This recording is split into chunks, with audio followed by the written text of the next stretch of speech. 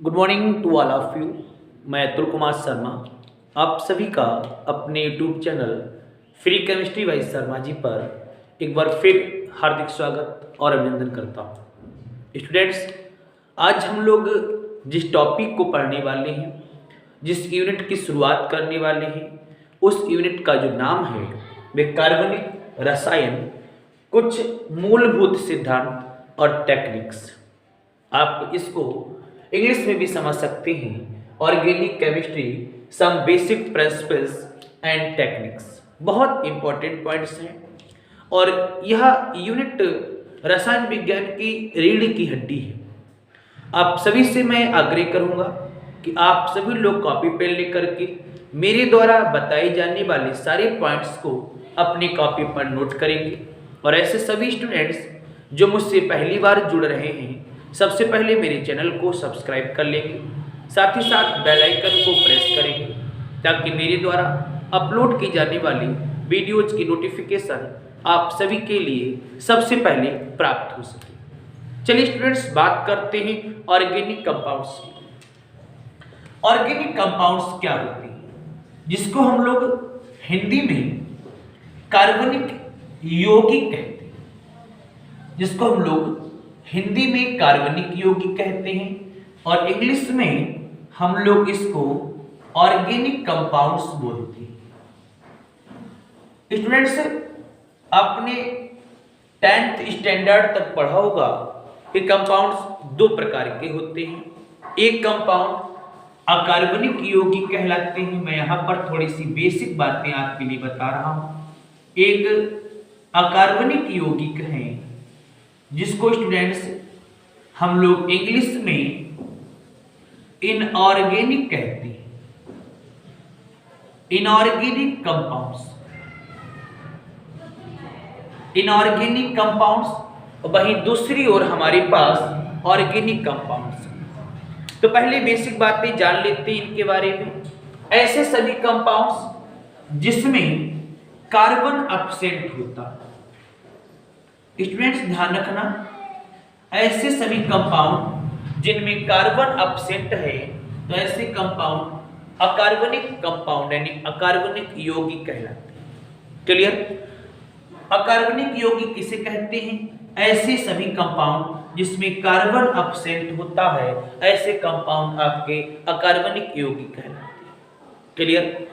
भाई दूसरी ओर मैं कार्बनिक की बात करता हूं तो कार्बनिक यौगिक किसे कहते हैं? ऐसे कंपाउंड जिसमें कार्बन प्रेजेंट होता है, जिनमें कार्बन प्रेजेंट होता है, ऐसे कंपाउंड को हम लोग कार्बनिक यौगिक कहते हैं। सिंपल सी बात है, हम लोगों को हाई स्कूल तक ये सारी बातें समझाई जाती हैं। ऐसे कंपाउंड जिसमें कार्बन प्रेजेंट है तो वो क्या कहलाता है? कार्बनिक यौगिक कहलाते हैं। और इन कार्बनिक यौगिकों में थोड़ा और डिटेल अगर पढ़ूं तो कार्बन और हाइड्रोजन मोस्टली दो एलिमेंट्स का कॉम्बिनेशन होता है। कार्बन और हाइड्रोजन दो एलिमेंट का कॉम्बिनेशन होता है और ऐसे कंपाउंड ऑर्गेनिक कंपाउंड तो है ही, साथ ही साथ एक और नाम से भी जाने जाते हैं। वह नाम क्या है? वह नाम स्टूडेंट्स हाइड्रोकार्बन। क्या नाम है स्टूडेंट्स?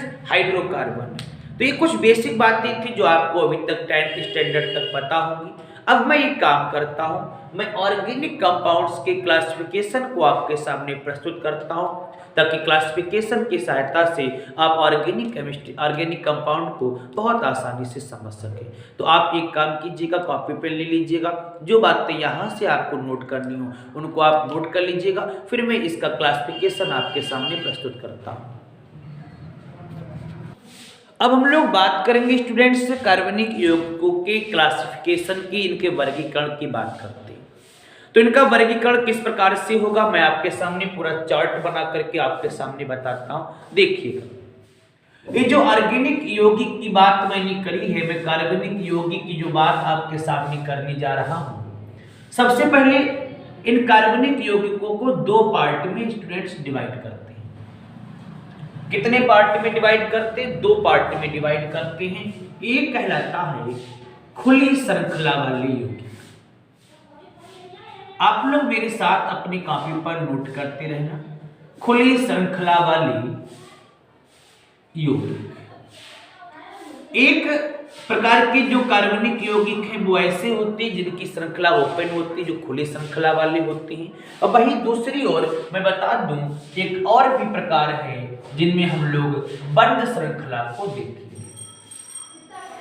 बंद श्रृंखला वाले यौगिक। तो स्टूडेंट्स ये दो टाइप हैं जिनमें सबसे पहले कार्बनिक यौगिकों को बांटा गया है, खुली श्रृंखला वाले यौगिक और दूसरे बंद श्रृंखला वाले यौगिक। तो स्टूडेंट्स जो आप खुली श्रृंखला वाले यौगिक देख रहे हैं इनको एक और नाम से जाना जाता है, वह स्टूडेंट्स नाम है एलिफेटिक यौगिक। मैं यहां पर लिख देता हूं, क्या नाम है बच्चों? एलिफेटिक यौगिक, एलिफेटिक यौगिक। और ये जो बंद श्रृंखला वाले यौगिक हैं इनको नाम दिया जाता है एरोमेटिक यौगिक, एरोमेटिक यौगिक। बच्चों एरोमेटिक यौगिक को भी एक नाम से और भी जाना जाता है, इसको हम लोग चक्रीय यौगिक भी कहते हैं। क्या कहते हैं स्टूडेंट्स? चक्रीय यौगिक भी हम लोग इसको कहते हैं। तो यहां तक आपके सामने सारी बातें स्पष्ट हो गई होंगी कि हमारे पास जो ऑर्गेनिक कंपाउंड्स हैं, जो कार्बनिक यौगिक हैं, इनको दो पार्ट में डिवाइड करते हैं, एक खुली श्रृंखला वाले जिनको एलिफेटिक कहते हैं और दूसरा बंद श्रृंखला वाले जिसको एरोमेटिक या चक्रीय यौगिक कहते हैं। फिर ये जो ओपन चेन आप देख रहे हैं खुली श्रृंखला वाले यौगिक, इनको फिर से डिवाइड किया जाता है और अब इनको तीन पार्ट में स्टूडेंट्स डिवाइड करते हैं। कौन कौन से पार्ट है? इनको डिवाइड करते हैं एल्केन में, पहला एल्केन स्टूडेंट्स, दूसरा एल्कीन और तीसरा स्टूडेंट्स एल्काइन। तो इनको फिर से तीन पार्ट में डिवाइड किया गया है एलिफेटिक यौगिकों को, पहला एल्कीन, दूसरा स्टूडेंट्स एल्कीन और तीसरा एल्काइन। सारी बातों को आप अपनी कॉपी पर नोट करते रहना। इसी प्रकार से ये जो एरोमेटिक यौगिक हैं इनको भी पार्ट में डिवाइड किया गया। कितने पार्ट में? तो मैं बता देता हूं, दो पार्ट में इनको डिवाइड किया गया। देखिए चूंकि इनको हम लोग एक और नाम से जानते हैं, क्या नाम है? चक्रीय यौगिक। तो इनको दो प्रकार से बांटा गया है। एक जो प्रकार है वह प्रकार है समचक्रीय यौगिक। स्टूडेंट्स कौन सा प्रकार? समचक्रीय यौगिक। और दूसरा जो प्रकार है स्टूडेंट्स वह विषम चक्रीय यौगिक। कौन सा मैंने बताया स्टूडेंट्स? विषम चक्रीय यौगिक। तो आप एक एक पॉइंट्स को अपनी कॉपी पर नोट करते रहना ताकि आपके लिए क्लासिफिकेशन बहुत आसान हो सके। तो स्टूडेंट्स मैंने अभी आपके सामने दो दो टाइप यानी इधर तीन प्रकार एल्कीन, एल्कीन, एल्काइन और एरोमेटिक यौगिक या चक्रीय यौगिक को दो टाइप से बांटा, समचक्रीय यौगिक और विषम चक्रीय यौगिक। अब स्टूडेंट्स एक बात और बता दें, ये जो समचक्रीय यौगिक आप देख रहे हैं ये फिर से डिवाइड किए गए हैं। आप अपनी कॉपी पर बहुत अच्छी तरीके से आप नोट करना, ये फिर से डिवाइड किए गए हैं स्टूडेंट्स। ये जो एरोमेटिक आप देख रहे हैं जिसको हम लोग चक्रीय यौगिक कहते हैं, ये चक्रीय यौगिक अब यहां पर आकर के कंप्लीटली एरोमेटिक में बदल जाएगा। देखिए इन समचक्रीय को दो पार्ट में डिवाइड करते हैं। एक पहला कहलाता है एरोमेटिक यौगिक। क्या कहलाता है? एरोमेटिक यौगिक। और स्टूडेंट्स जो दूसरा आप जो देख रहे हैं ये दूसरा पार्ट कहलाएगा एलिसाइक्लिक यौगिक।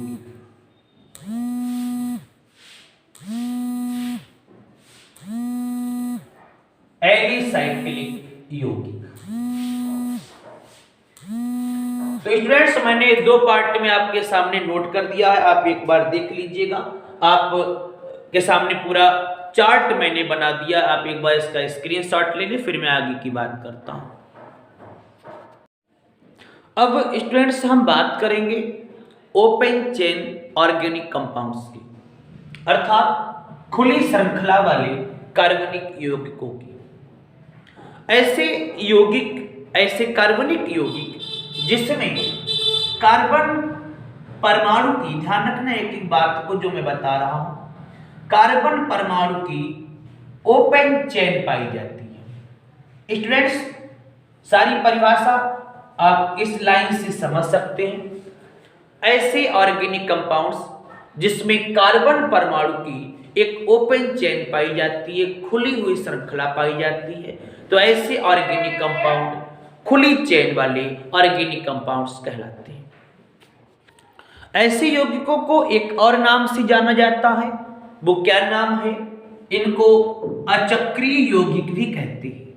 स्टूडेंट्स, इनको अचक्रीय यौगिक भी कहते हैं। और अचक्रीय यौगिक के साथ साथ जो इनका सबसे ज्यादा इंपॉर्टेंट नाम है वह एलिफेटिक है। ऐसे यौगिकों को हम लोग एलिफेटिक यौगिक भी कहते हैं। तो अगर आपसे पूछा जाए कि खुली श्रृंखला वाले कार्बनिक यौगिक कौन होते हैं, तो आप बता सकते हैं ऐसे कार्बनिक यौगिक जिसमें कार्बन परमाणु की ओपन चेन होती है, खुली हुई चेन होती है, तो ऐसे यौगिकों को ओपन चेन ऑर्गेनिक कंपाउंड या फिर अचक्रीय यौगिक या फिर एलिफेटिक यौगिक कहा जाता है। और स्टूडेंट्स, मैंने बोला था कि इस प्रकार के कार्बनिक यौगिकों को 3 और टाइप्स में बांटते हैं। कौन कौन से टाइप हैं देखिए। पहला जो टाइप मैंने बताया था वो एल्केन था। दूसरा जो टाइप मैंने बताया वो एल्कीन था। और तीसरा जो टाइप स्टूडेंट्स मैंने बताया वो एल्काइन था। ये तीन के तीनों कैसे यौगिक हैं? ऐसे यौगिक है जिसमें कार्बन की ओपन चेन है, अर्थात खुली श्रृंखला वाले कार्बनिक यौगिक है। ये अचक्रीय यौगिक भी है और इनको एलिफेटिक भी कहा जाता है। क्लियर? चलिए आइए एक एक पॉइंट को पढ़ते हैं कि एल्केन क्या है। सबसे पहले तो मैं बता दूं आपके लिए कि एल्केन का जो सामान्य सूत्र है, मैं यहां पर नोट करता हूं, आप अपनी कॉपी पर नोट कर लेना। इनका जो सामान्य सूत्र वह CnH2n+2 है। CnH2n+2, जहां n क्या चीज है? n का मतलब नंबर, n का मतलब स्टूडेंट्स नंबर अर्थात संख्या। क्लियर? तो आपसे अगर पूछा जाए कि एल्केन का सामान्य सूत्र, तो आप बता सकते हैं CnH2n+2। चलिए हम लोग एल्काइन की बात करते हैं। एल्काइन का जो सामान्य सूत्र है स्टूडेंट्स वह CnH2n-2। CnH2n-2 स्टूडेंट्स, आप ध्यान रखना, आप अपनी कॉपी पर नोट कर लेना। और यहां पर भी आपको पता होगा n क्या चीज है, तो मैं बता चुका हूं स्टूडेंट्स, n नंबर है। मैं एल्कीन की बात करता हूं, ना तो +2 लगाना ना -2 लगाना, सीधे CnH2n। n यहां पर भी क्या है स्टूडेंट्स? n यहां पर भी नंबर है।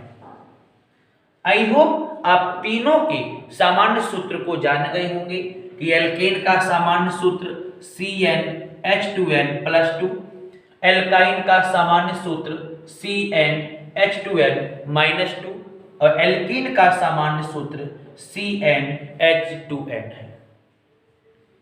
आगे की बात सुनिएगा स्टूडेंट्स, एल्कीन कहते किसे हैं, ये बात आपको ध्यान रखना है। ऐसे एलिफेटिक यौगिक जिसमें कार्बन कार्बन के बीच में सिंगल बॉन्ड होता है, ये आप ध्यान रखना। ऐसे एलिफेटिक यौगिक जिसमें कार्बन कार्बन के बीच में सिंगल बॉन्ड होता है, क्या होता है स्टूडेंट्स? सिंगल बॉन्ड होता है। क्लियर? तो ऐसे एलिफेटिक कार्बनिक यौगिक जिसमें कार्बन और कार्बन के बीच में सिंगल बॉन्ड होता है, उनको हम लोग एल्केन कहते हैं। और इनमें एक बात और बता दें, एन की आवाज निकलती है। किसकी आवाज निकलती है? एन की आवाज निकलती है। एल्कीन क्या होता है?